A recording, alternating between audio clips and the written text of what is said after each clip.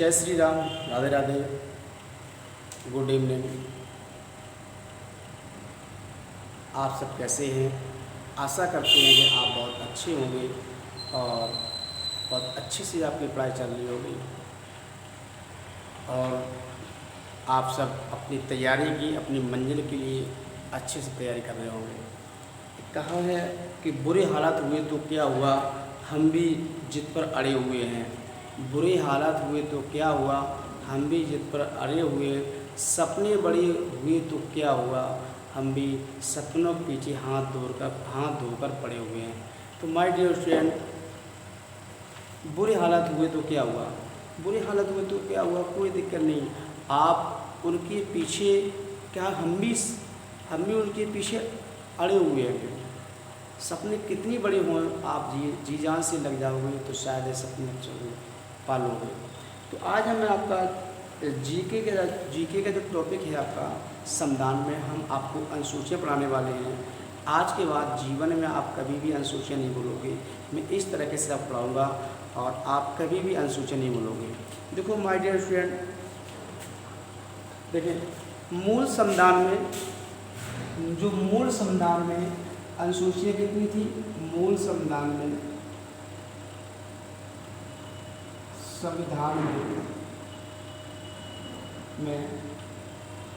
जो अनुसूचियाँ थी, अनुसूचियाँ जो थी वो कितनी थी? मूल संविधान में अनुसूचियाँ 8 थी। मूल संविधान में जो अनुसूचियाँ 8 थी और संविधान संशोधन करके इसमें 4 अनुसूचियाँ और जोड़ दी गई। तब अब ये वर्तमान संविधान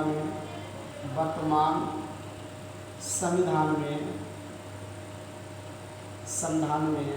अनुसूचियाँ की संख्या कितनी हो गई? आप बोलोगे कितनी? अनुसूचियाँ कितनी हो गई? आप बोलोगे 8 4 12। आज 12 अनुसूचियों को हम बहुत विस्तार से समझाएंगे आपको। ये 12 अनुसूचियाँ कब जोड़ी हुई है आपकी? मूल 1950 में आपके लिए 1950 में आपकी अनुसूची कितनी थी? 8 थी और कुछ संविधान संशोधन करके इनको जोड़ा गया। अनुसूचियों का मतलब होता क्या है? पहली बात तो आप देखिए, अनुसूचियों का मतलब क्या होता है? माय डियर फ्रेंड, अनुसूची मतलब होता है, जैसे हम भी कोई किताब खोलते हैं तो उसमें क्या लिखा होता है? चैप्टर। तो चैप्टर अनुसूची मतलब होता है संविधान में क्या होते हैं? चैप्टर। तो ये इसका मतलब होता है कि कोई किताब खोलने से पहले किताब खोलोगे उसमें चैप्टर की संख्या लिखी होगी, इसका ये चैप्टर, इसका ये चैप्टर है। तो अनुसूची मतलब होता है चैप्टर। तो देखिए आज अनुसूची पढ़ेंगे हम। अनुसूची नंबर 1 2 3 4 5 6 7 8 9 10 11 और 12, इतनी अनुसूचियाँ पढ़ेंगे। देखो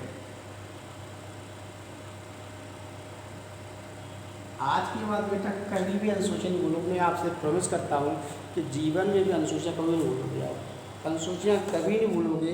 आप अनुसूचियाँ बिल्कुल फिंगर पे रख लोगे आप। तो अनुसूची नंबर पहले कहती है कि आप क्या करोगे? राज्य प्लस यूटी। यूटी मतलब होता है यूनिट, यूटी मतलब होता है केंद्र शासित प्रदेश। अब आप देखोगे कि राज्य जो होगा, आप कहोगे 28 राज्य प्लस 8 केंद्र शासित प्रदेश। 28 राज्य और 8 केंद्र शासित प्रदेशों का वर्णन किसमें किया गया है? वो अनुसूची नंबर पहले में। अगर किसी के राज्य में परिवर्तन करना है, आगे पीछे करना है, तो आप किस अनुसूची जाओगे? पहले में। जब अनुसूची नंबर पहले में आपने राज्य बना लिया तो दूसरे में फिर क्या लिखोगे? वेतन। वेतन का मतलब होता है, छोटे लोगों कि बाप नंबरी तो बेटा 2 नंबरी। इसका मतलब है वेतन। बाप नंबरी तो बेटा 2 नंबरी। इसका मतलब बाप नंबरी, बाप मतलब होता है वेतन और किसमें? बेटा मतलब दूसरी नंबर। दूसरी अनुसूची में क्या दिया गया है? वेतन का वर्णन। तीसरी में क्या दिया गया है? शपथ। देखो शपथ। जाहिर सी बात है, शपथ लिखा आपने तो इसमें कितने शब्द हैं? इसमें 1 2 3 और तीसरी में क्या होगा? शपथ। 3 यहाँ पर 3 शब्द, तो तीसरी में क्या हो गया? शपथ। अब फिर क्या हो गया? चौथी अनुसूची में जो होगा आप बोलोगे राजसभा, राज्यसभा के सदस्यों का वर्णन। राज्यसभा के सदस्यों का वर्णन। आप देखो सुनो, जाहिर सी बात है कि राज्यसभा, इसका मतलब जहाँ 4 लोग इकट्ठे होंगे, जहाँ 4 लोग इकट्ठे होंगे वहाँ तो क्या सभा बननी है। माइस्टर क्लियर हो गया? जहाँ 4 लोग इकट्ठे होंगे वहाँ क्या होगा? वहाँ सभा बननी है। तो चौथी अनुसूची कहती है कि राज्यसभा में सदस्यों का वर्णन।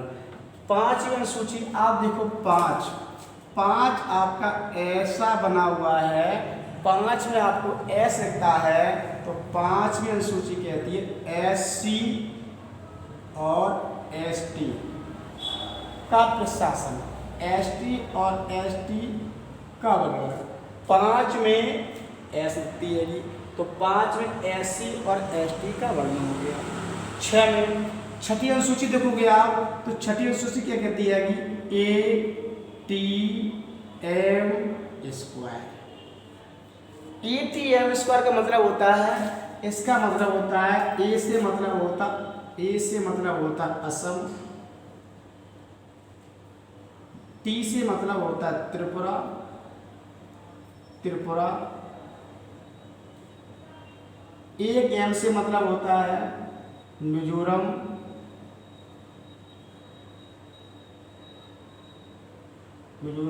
और एक M से मतलब होता है मेघालय। समझ जाएंगे? ऐसे लिख लो आप चाहे कितने। ATM स्क्वायर मतलब होगा, या ATM स्क्वायर मतलब होता है असम, त्रिपुरा, मिजोरम, मेघालय, इनका वर्णन दिया गया है। 7वीं अनुसूची का मतलब होता है 7 फेरे। 7 फेरे जब होंगे तो आपकी लिस्ट बनेगी, जब लिस्ट बनेगी तब क्या होगा? आपकी सूची होगी। तो 7वीं अनुसूची में क्या है? सूची जो होती है आपकी कितने प्रकार की होती है? आप कहोगे सूची 3 प्रकार की होती है। एक होती है संघ सूची, एक होती है राज सूची, एक होती है समवर्ती सूची। ये सूची आप कितनी होती है? सूची आपकी होती है कितनी? तो समवर्ती सूची। एक होती है संघ सूची, दूसरी राज सूची, तीसरी समवर्ती सूची। 8वीं में क्या है? 8वीं में वर्णन है भाषा। 8 में क्या है? भाषा। वर्तमान संविधान देखो, मूल संविधान में जो भाषा कितनी थी? आप कहोगे मूल संविधान में भाषा कितनी थी? 14। वर्तमान संविधान में भाषा कितनी है कि 22। इसमें 8 नई भाषा जोड़ी गई है। देखो, मूल संविधान में कितनी भाषा थी? 14। जब 8 जोड़ दी गई है संशोधन करके, तब कितनी भाषा होगी? 22 होगी। इतनी बात समझ आपको भाई? अब अगला देखिए, देखें अगला सूची नंबर 9 देखेंगे। 9वीं सूची क्या कह रही है कि 9वीं सूची जो कह रही है कि 9वीं सूची कह रही है कि ये 9वीं सूची जो होगी ये कह रही है कि भूमि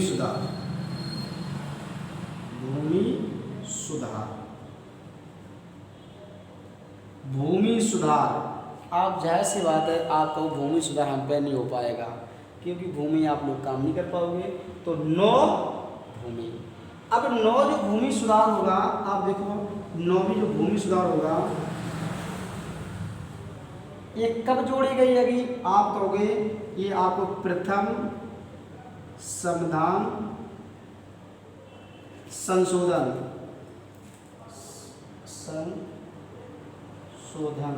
1951। 9वीं अनुसूची जोड़ी गई है प्रथम संविधान संशोधन 1951। 10 में 10 बहाने लेकर।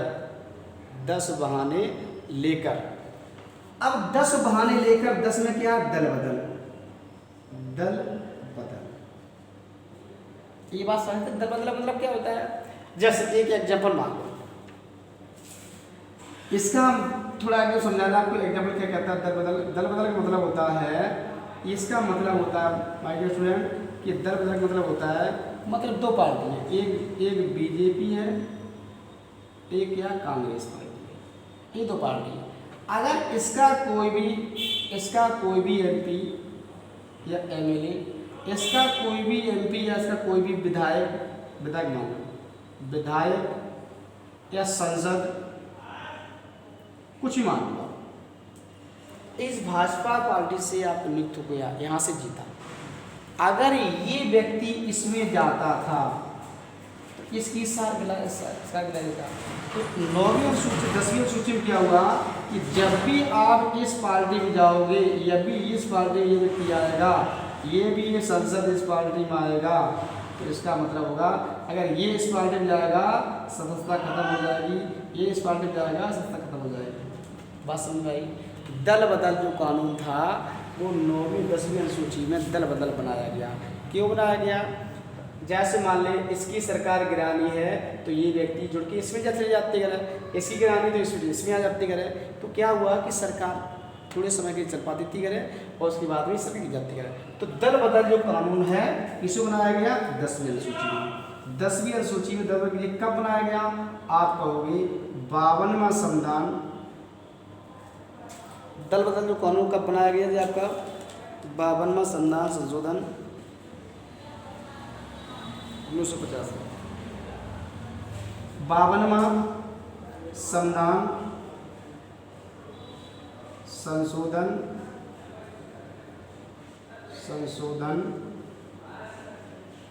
1950।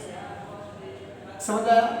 52वां संविधान संशोधन 1985 में ये 1985 में दल बदल जो अनुसूची जोड़ी गई। इसका मतलब होता है उस टाइम जो प्रधानमंत्री जो पीएम कौन थे? आप बोलो जो पीएम थे वहाँ पर वो राजीव गांधी थे। राजीव गांधी के समय ये अनुसूची जोड़ी गई। अब ये अनुसूची जोड़ी गई क्योंकि दल बदल हो रहा था, बार बार ये इसका नेता उसमें जाता था, उसका नेता इसमें जाता था, तो क्या हुआ इसमें दल बदल कानून बनाया गया और दल बदल 52वां संविधान।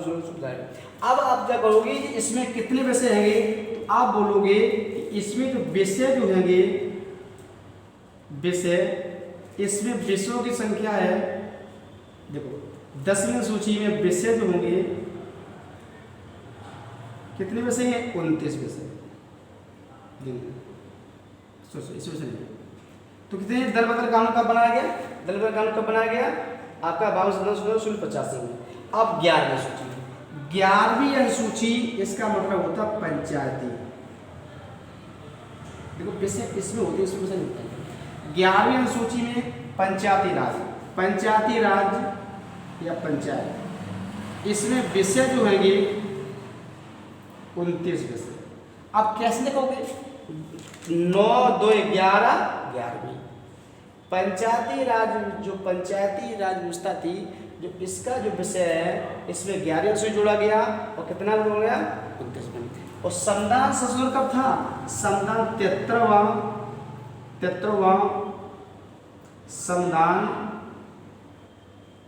संशोधन, 73वां संविधान संशोधन कब? 1992। लागू कब हुआ? आप बोलोगे लागू जो हुआ है 24 अप्रैल 1993। अब 24 अप्रैल 1993 लागू हुआ। इसी दिन हम क्या मनाते हैं? 24 अप्रैल को ही हम क्या मनाते हैं? पंचायती राज दिवस। यहाँ पर हम क्या मनाते हैं? पंचायती राज दिवस। यहाँ पर हम मनाते हैं पंचायती राज दिवस। देखो 11वीं अनुसूची 29 विषय 9 2 11। 73वां संविधान संशोधन 1992 में जोड़ी गई, लेकिन लागू कब की गई? 24 अप्रैल 1993 को। और इसी को 24 अप्रैल को हम क्या मनाते हैं? पंचायती राज दिवस मनाते हैं। अब 12वीं अनुसूची देखो, अब 12वीं अनुसूची क्या कहती है? 12वीं अनुसूची में जो आपका है, 12वीं अनुसूची में नगर निकाय, यहाँ पर क्या है, नगर निकाय, ये होते हैं नगर पालिका, होते हैं नगर निकाय। इसमें विषय कितने हैंगे, इसमें विषय जो है 18 विषय है। संविधान संशोधन 74वां, संविधान संशोधन 1992। समझ आपको अच्छे से आया, देखो क्लियर हो गया। अब एक बार रिवाज करो। सबसे पहले हम क्या बनाएंगे, सबसे पहले हम राज्य बनाएंगे। जब आप राज्य आज के संस्कृत बन जाएगा तब आप क्या करोगे, वेतन दोगे। जब किसी व्यक्ति को जब वेतन दोगे आप, जब वेतन दोगे तो उसके बाद में क्या, उसको शपथ भी दिलाओगे। जाहिर सी बात है कि पहले में राज्य बनाओगे, दूसरे में वेतन दोगे। जब वेतन दोगे तो उसको शपथ भी दिलाओगे कि किस पद पर वो आसीन है, तो यहाँ पर शपथ होगी। और चौथी में क्या होगा, जब 4 शपथ दे दोगे, जब 4 लोग जुड़ेंगे तब सभा बनेगी। चौथी में क्या होगा, राज्यसभा। एस 5वीं में क्या होगा, 5 में एस बन रहा है, SC ST। छठी में क्या होगा, छठी में क्या होगा, ATM², असम त्रिपुरा मिजोरम मेघालय। 7वीं में क्या होगा, 7 फेरे। 7 फेरे मतलब 7 फेरे जब पढ़ेंगे तब सूची बनेगी, जब लिस्ट बनेगी तो क्या 7 फेरे में क्या होगा, सूची। 8 में क्या है, भाषा, आप भाई भाषा बोलोगे। और 9 में क्या है, भूमि, हम 9 में भूमि सुधार करेंगे। 10 में क्या है, दल बदल, दल बदल होगा। और 11 में क्या, पंचायती राज। और 12 में क्या है, नगर निकाय। याद हो गया। पहली में राज और केंद्र शासित प्रदेश, दूसरी में वेतन, तीसरी में क्या करोगे, शपथ हो गए। चौथी में क्या करोगे, राज्यसभा में सदस्यों का, राज्यसभा के सदस्यों का वर्णन होगा। 5वें में SC ST, और उसके बाद में छठी में होगा ATM², असम त्रिपुरा और मेघालय और मिजोरम। और 7वीं में क्या होगा, सूची, संघ सूची, राष्ट्रीय समृद्धि सूची। 8वीं में क्या होगा, भाषा होगी। 9वीं में क्या होगा, भूमि सुधार। 10वीं में क्या होगा, दल बदल। 11वीं में होगा पंचायती। 12वीं में होगा निकाय। अच्छे से आपको समझ में आया होगा। इस वीडियो को 1-2 बार पढ़ोगे आप, शायद मैं आपसे उम्मीद करता हूँ कि आप कभी अनुसूची नहीं बोलोगे। इसी के साथ अगर आप मेरी क्लास पे नए जुड़े हैं तो आप क्या करें, इस चैनल को सब्सक्राइब कर लें और वीडियो को शेयर और लाइक जरूर करें। Thank you for this watching.